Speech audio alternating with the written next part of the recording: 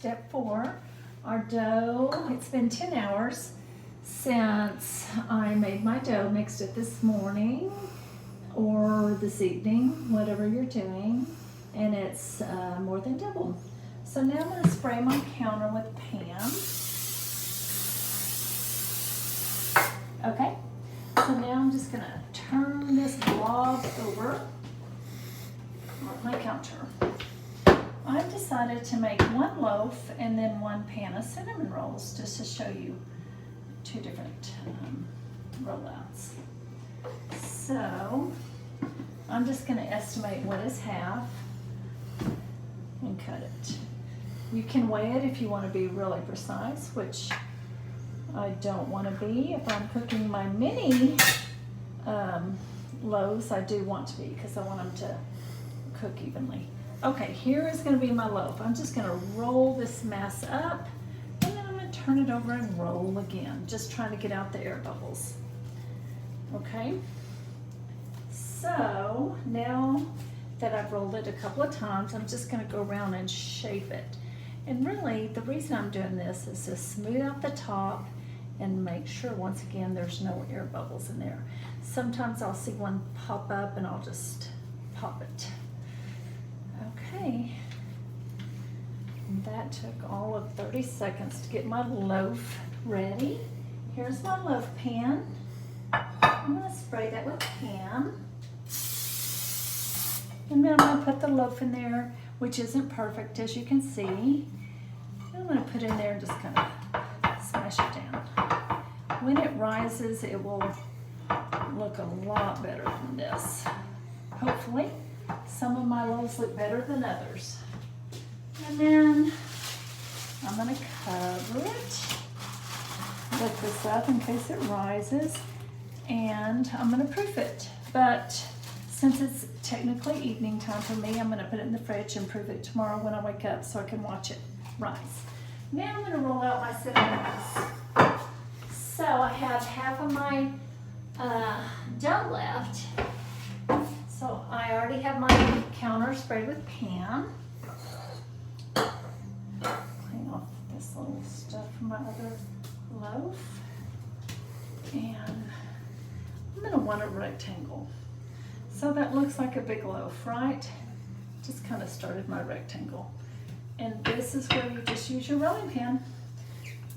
And I like it to be kind of thin, so I get more rolls in my cinnamon rolls, rolls in my cinnamon rolls. So it may take a little bit to get this done.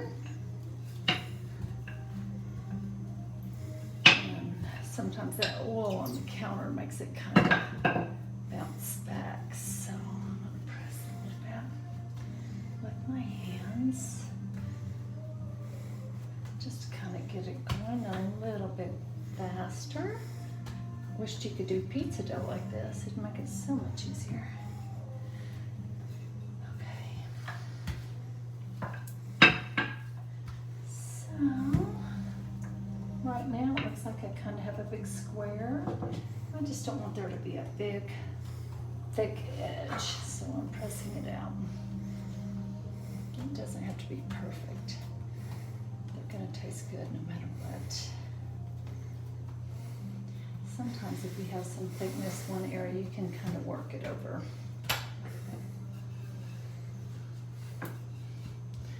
So, we kind of have a rectangle. Just do the best you can, no pressure. Even if it's a big square, no pressure. So now, I'm going to put my butter, and I have the butter out at room temp, so it will spread. Okay. And I use about 1 stick of butter per half recipe of dough. I'm kind of using up some butter I have, so normally it's a stick, but I have some leftover butter I need to use. Okay, so I have my butter on here, and now I'm going to put my brown sugar. I like brown sugar. You can use regular, dark brown, light brown.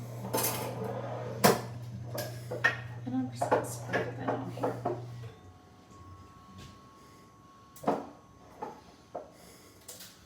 I don't measure it. I just cover the dough. This is sinfully delicious. Don't feel guilty because none of it is healthy, so just enjoy. Okay. Now, I had some of her jam cinnamon rolls recently, a friend of mine, and she put a little more brown sugar than I did. And I thought, oh, that sounds so good. I love yours. So I'm going to try that today. Okay, so I'm going to put that on here and just smooth it out. Okay.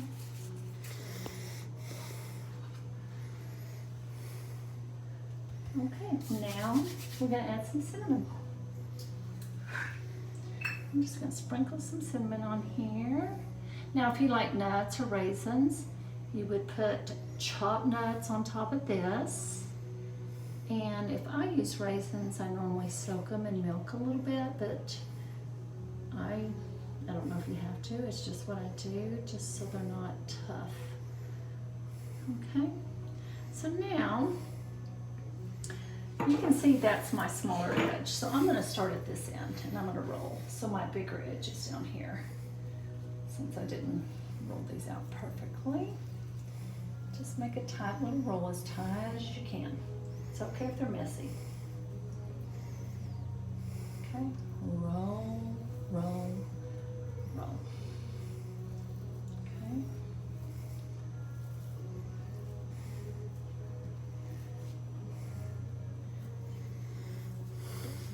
Okay, so here I have a roll, a large log, I'm going to call it, for cinnamon rolls. Okay, so here's the pan. I'm going to put it in here. A little sugar fell in there. I'm going to spray that pan. I'm going to take my serrated knife and I'm going to actually cut the ends. Okay, just a little bit, just so we start on even playing field. Now these I cook for Ed and I, my husband and I, just to have a treat if I'm giving these to someone. Now I'm going to cut these about 2 inches. Okay. Okay. I'm going to cut 3 to a row.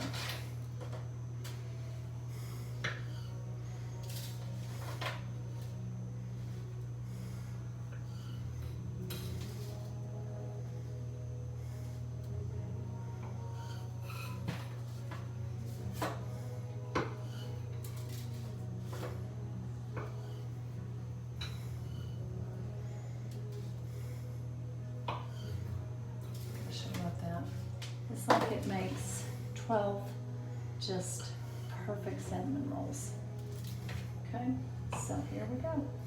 12 cinnamon rolls. Now, once again, just mash them down. And since I'm not cooking these tonight, I will let them rise. I will put them in the fridge. I'll cover them, put them in the fridge, and then I'll let them rise tomorrow. But if it happened to be morning when you roll these out, just watch them and I'll send some pictures of them rising. It'll take about, once you set them out to rise, 6 to 8 hours. Just don't use a heat lamp or a light because I don't know the time on using those, using that, a heat lamp or a light. So this is just at room temperature. Step 4. Thank you.